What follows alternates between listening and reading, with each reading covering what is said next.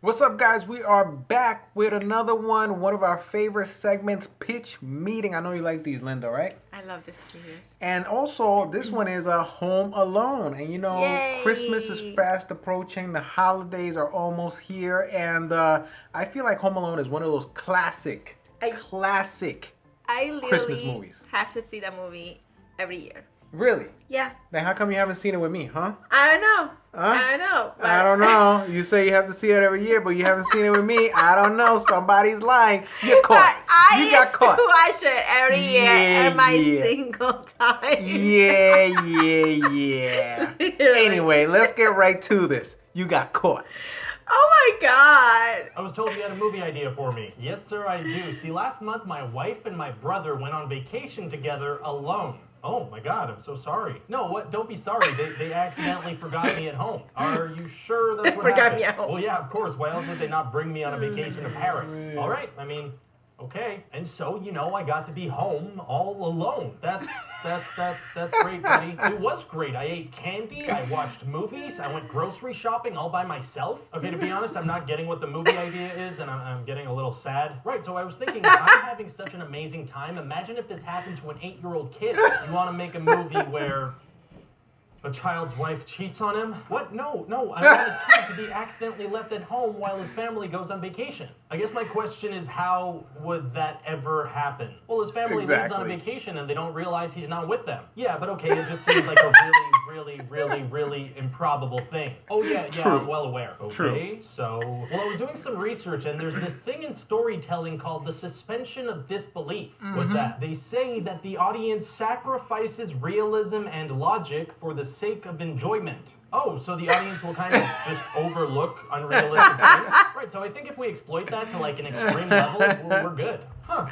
To an extreme so level. I figured out like the perfect storm of unrealistic coincidences to get this premise off the ground. All right, you got me, I'm listening. Okay, so first off, the kid has to be part of a huge family. Like it has to be big enough that you wonder if they've ever heard of birth control. Plus some uncles and cousins can be there too. They also all have to be really mean to the kid so he can wish that they would disappear. Then they also have to accidentally throw his plane ticket in the trash. And they also have to make him sleep in the attic so they don't see him when they're leaving. There also has to be a huge storm the night before the departure that knocks out the phone line so they can't contact him when they're gone. That storm also has to knock out the power. That way their alarms can shut off in the night and they wake up late for their flight. Also, the kid needs to sleep so heavily that he doesn't hear 15 people running around and yelling. There also has to be a random little kid that shows up at the exact moment they're doing a head count so they can get it wrong. Then we have to have nobody think of him even a little bit until they're mid-flight. So they really have to be like an awful family. They have to be the worst family. Oh yeah, also then the kid has to wake up and think he's magic because he wished that they disappeared and they did. Wouldn't he just make the connection that they were supposed to leave on a trip that morning? You'd think so, but if we have him not understand what an airport shuttle is, he can look at their cars and be like, there's no way they could have gotten to the airport without those.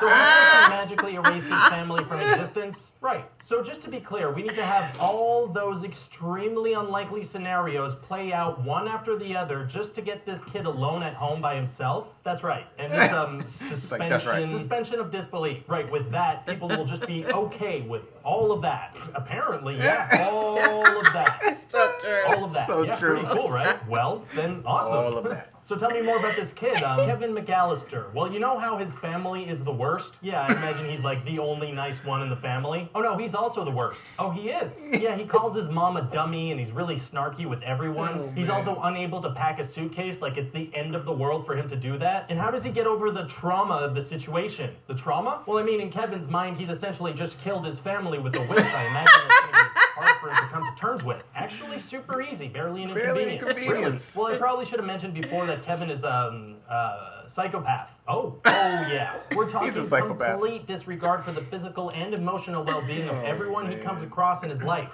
And he talks to himself, kind of a lot. So he's happy that they're dead. He's thrilled. He has He's like, he does all the exact same stuff I did when I was home alone, except I didn't shave.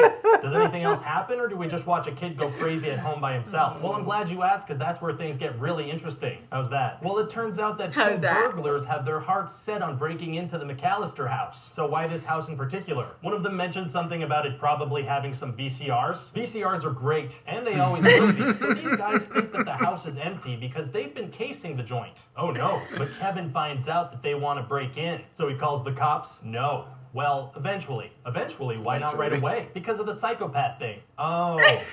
I don't Right, get it. he Well, could've the just called the bandits break cops. in, but Kevin is like some kind of genius. Like he set up a bunch of intricate death traps that they walk into one by one. But you said the kid was freaked out about packing his suitcase. Like that was too much. Oh, right. And now he's like a death trap engineer? Yeah, no, that's a mistake. I'll change the suitcase thing. That doesn't make any sense. Nah, it's probably fine. You sure?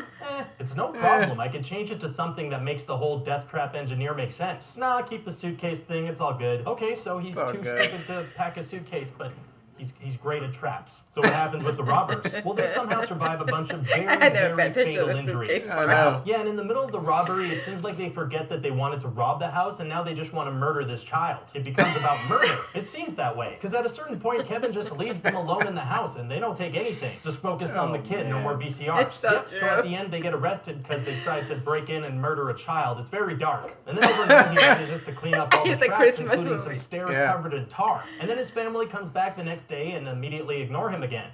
What do you think? Well, I think it might have some potential, but it's missing something, some kind of big selling point. Do you have anything in mind? Well, we could try the Christmas play. I mean, that rarely works, but what's that? That's when you make a movie take place at Christmas time, even if it has almost nothing to do with Christmas time. So people think, oh, this is a Christmas movie. I have to watch what we it. thought. Exactly. Would that work if I just add in a couple of random Christmas elements? Well, it's certainly not going to be a Christmas classic, but it's worth a shot. And now it's a Christmas classic. We fell for that. We fell for the whole Christmas thing. It's a classic.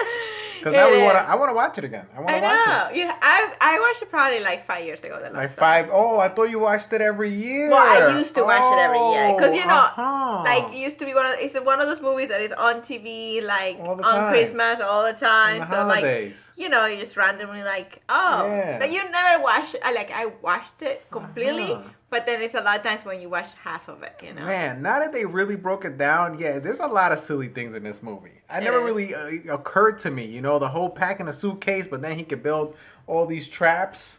But then again, I'm kind of the same way. I hate packing suitcases. I'm not gonna lie. When we're on vacation, I hate it. I mean, I just throw everything in there. I throw it, and then I'm good at other stuff. The struggle. Yeah. I have to pack his suitcase. No, that's not true. That's not true. Well, that's not true. You pack it, and then I pack it again. You help me out with nicely. Okay. Yeah, so everything fits nicely, so I can sneak in my things in his suitcase. Right. Anyway, getting back to the movie, because we're talking about this movie here. Yeah, I mean, all those things that had to happen coincidentally for them to forget him on the way to Paris. My goodness. Yeah, I mean, there was just way too many coincidences. And the fact that they did a sequel to this. I know. It was great. Not only did they forget him once, they forgot him twice. Was there a third movie to this? I don't even know. I forgot. Was there a third movie to this? Guys, leave us a comment. I'm not even sure. I have me thinking. No. No? No, it was just one.